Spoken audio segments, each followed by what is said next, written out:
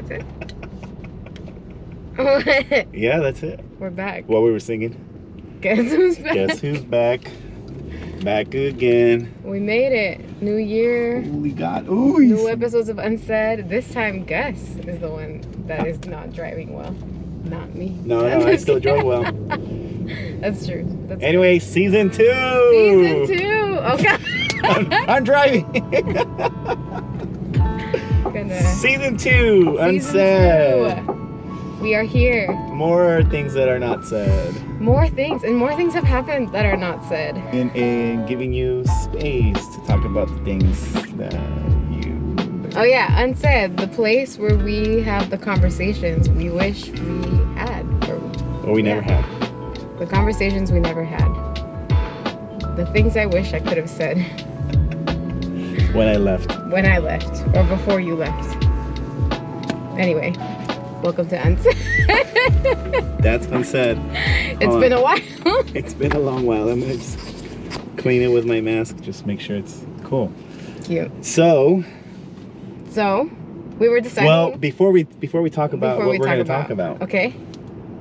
An update on each of us. Okay. It's been a few months since we've done an episode, so I guess we'll do this as the first episode. The introduction. Great. The coming back. This is what has happened. This is where we've been. The comeback episode. Great. I would like for you to start because I don't think a lot of people know what you did last fall. Mm-hmm. And correct me if I'm wrong. It was life-changing. Yeah. Life-giving. Also, it was transforming, and it was something that you're about to continue your journey on. So tell us briefly, for those who don't know, what happened. Last fall, so September, I went to North Carolina to this place called A Place for the Heart, and I did the 18-inch journey. It's a real place on Google Maps. Yeah, it's actually a place. You could Google it. It's a school called the 18-inch Journey, and it's run with, or by Jonathan and Melissa Helzer, and they're really, really awesome staff. For those of you who don't know, it's the people who wrote No Longer Slaves. And Raise a Hallelujah. ABBA, all those powerful songs, really good songs. Yeah, those songs all came out of places of wholeness and like fighting for those things in their identity in the Lord.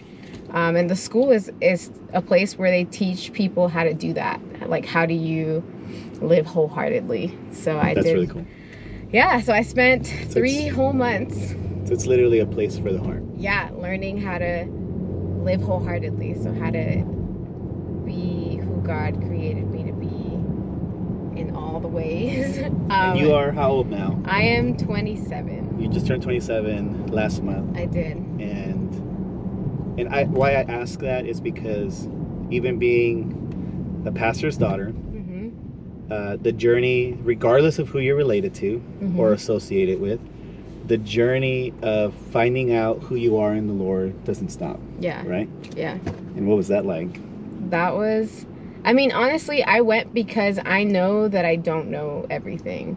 And also, I went because a big part of what the school is about taking the things that you think you know about God, like your head knowledge, and translating it into heart knowledge, like things that actually impact the way that you live and the way that you think. Like, kind of like, have you ever wondered what would your life be like if you believed all of the things that God said about you without hesitating? And that's the life that I was challenged to live by these really awesome people who have been practicing it for years and years. And I just started. I've only been practicing it for a few months. But because of that, I want more, and I want to fight for more wholeness and even cultivate enough authority in that to be able to like lead others along the way. That's so awesome. I applied to their phase 2 of the school, which is exciting. And you got accepted. And I got accepted. But before you move on, Uh-huh. Define wholeness for us. Wholeness. Because you know somebody's gonna listen and be like, "What the heck is that?" Wholeness is, I think it's the state of being where you don't avoid any part of yourself. Ooh. So like you're not avoiding your emotions, you're not avoiding your thoughts. That's not a definition. You're not avoiding people.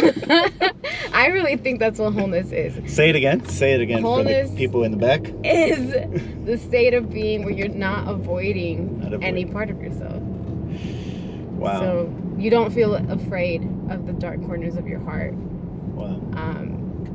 And for me, like, I believe I'm not afraid because Jesus lives in all of those corners, in all of the places where.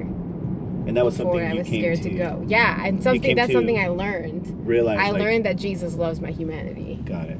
Because Jesus is human. Wow. I mean, yes. Wow. Yeah. I mean, we know it, but it sounds like, yeah, duh, but also, exactly, like, yeah. I don't think we spend a lot of time thinking about what that really means. Like, if Jesus is a person, and he loved being a person to the point that he's still a person. Yeah, the way I heard somebody say it once, and it sounds so funny, but it's like those little things that you think about and you don't. Mm-hmm. It's like he's a real person, and he's got real elbows and real kneecaps. Yeah, exactly. And it's like, oh, like, that's true, he does. And yeah, it's things that you don't think about because, yeah. That's incredible. Yeah. So phase 2. I applied, I got in, I start in The journey continues. The journey continues. That's what we'll title this one. The journey continues. Because you're on your journey, I'm on mine. Yes. But you're going phase 2 before we move to mine, before you ask me about me. I will ask you about you.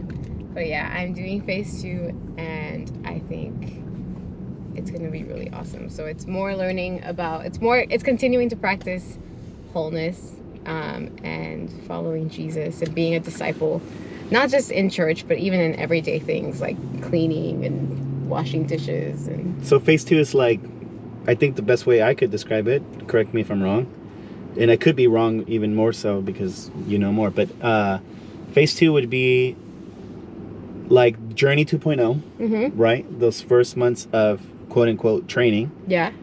And then when the school starts, it's training 3.0, because it's not like you're leading people, you're learning as you're walking it out with other people. Yeah. Right? Because it's a non-ending learning process. Totally.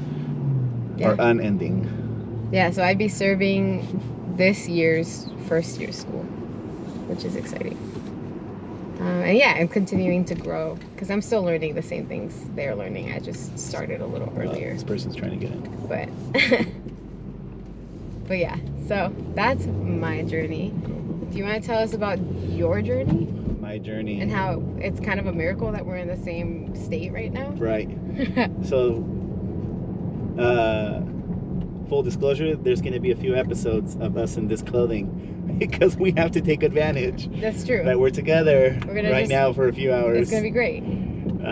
So, anyways, enjoy. I don't think anybody would mind. Yeah, so for us as a family, just making the long story short, we moved to Georgia. And for those of you who don't know, we moved to Georgia, landed there officially the 1st of October of 2020. In the midst of all these things that were happening in 2020, you're going on a journey of transformation and growing in love with Jesus. And my family and I are moving across the country, literally to the East Coast. Yeah. And joining a community there, a house of prayer. And that's been an amazing journey because for some time, I think I shared this with you. I think, if not, I'm sharing it now. Almost felt like wanderers for a bit, and like feeling like, okay, so where's our spot? Like where are we gonna feel that place of community and home again? Which when we started season 1, that was non-existent. Right? That was in the early conversations before we even started thinking about UNSAID. You were in our living room and we were talking about these things. And about what do people do with these things, these conversations and so on. So now we're in Georgia, and we're about to have our 4th boy. So maybe not by the time this episode airs, he'll be in the world. Whoa. So yeah, there's so much more in there, but we're living in community, and you came. I picked you up. I did, yeah. I did. You guys were the first people I saw after 18 inch. Exactly. So I picked you up from a place for the heart in North Carolina. 3.5 hour drive. Yeah. Pretty fun on the way back. That's real friendship. Had some ramen and some Krispy Kreme. With, who was it, Judah? No, it was Zechariah. Okay, cool. Yeah. Oh, that's right, Zechariah. Yeah. I picked you up, and amazing conversations. Yeah. And there's just some conversations that you just don't want to record. That's true. Because you just want to enjoy the moment.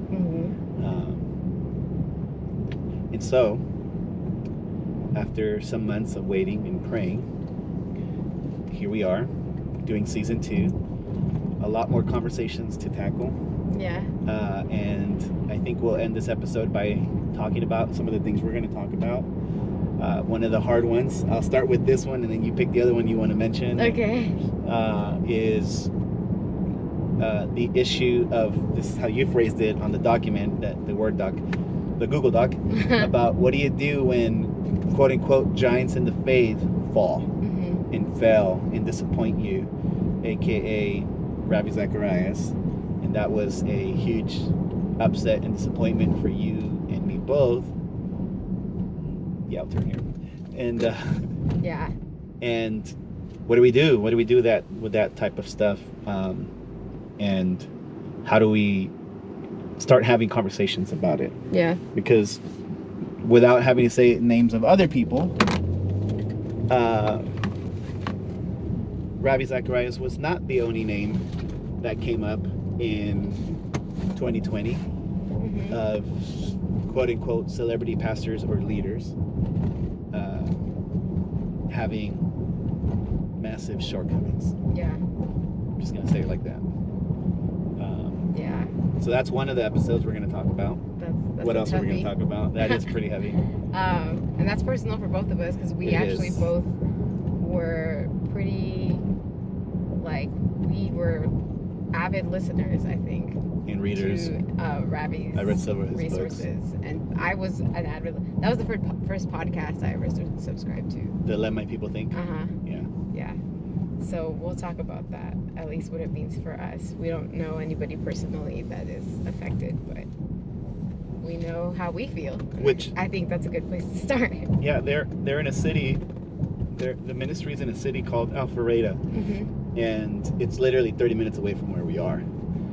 And I'm quite in that city often because it's like a bougie city, and they have Topgolf and all these other places that I go with the kids and stuff.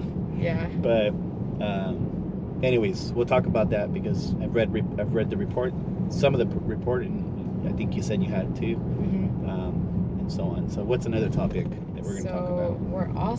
We're going to continue our conversation about the church and offense. We're going to talk about disappointment and what it looks like to try to come back, or if you can come back. I don't know what that looks like, but what do you do when you've been hurt? Do you give the church or people or leaders that hurt you another chance? I think that's just an ongoing conversation for us. Right. And we'll talk about, we'll do more defining terms. So we'll have more terms that we're thinking about. I think some of the ones that we're considering were true discipleship, being honest, what does that look like? Being honest, and because last time we spoke about vulnerability, we're going to talk about being honest. Yeah. And that's scary, if not maybe a little bit more. Yeah. Because there's an admittance to things there. Yeah. In honesty that there's not in vulnerability. Yeah, totally. What else? I don't remember any other terms off the top of my head. Yeah, I wanted also to just define racism and have a conversation about systemic racism. We're both Hispanic, and I think it's hard to find a place to stand as a Hispanic person in the conversation around race. Born in Mexico. That's true. I was born in Mexico. I'm a Hispanic, Gus is born in the States. The United States. So you are American, technically. So there could be some differences there. There are, yeah. As it relates to how we experienced stereotypes, racism, and all these things growing up. True. Yes, for sure. It also. Or mentalities. which I think is one of the things I want to talk about. But. Yeah, we'll talk about it because, I mean, this is something Gus and I have never actually talked about, really. But I think it's something that matters, and as the church, I think it's a conversation we need to have. But a lot of times we don't, and especially in the Hispanic church, we haven't had a lot of conversation around racism. Right. So we'll talk about it. And then there was one more, I think. I mean, there's going to be more episodes, but there was one more on the list that I can recall, and it was the issue of control. Oh, yes, leadership. Discipleship versus control. Yes. We wanted to talk about how do you know that somebody's discipling you intentionally. That's huge. Versus trying to control your life. So like discipleship versus huge. Spiritual abuse, which again, we've never fully had a conversation about it, but we will. We will. We will. And yeah. Yeah, so it's gonna be a wild ride of a season. We're gonna try to do it in the these next 3 hours in 20 minutes. Yeah, Wish us 20 luck. minutes. I think 20 minutes. If you want to share something or you have questions or anything, you can always follow us on Instagram or email us. Does the email still work? I don't think so. Instagram. You can follow us at unsaid by .me yeah. on Instagram, and we'll try to get to you there. We'll read your messages and questions. We will. We'll get back to you there, and then here and there we'll eventually drop some 1-minute things. Yeah. On there answering questions and stuff. So this is exciting. We're excited. Season 2. Here we go. Better. There we go. Season 2. Got it. Round 2. Let's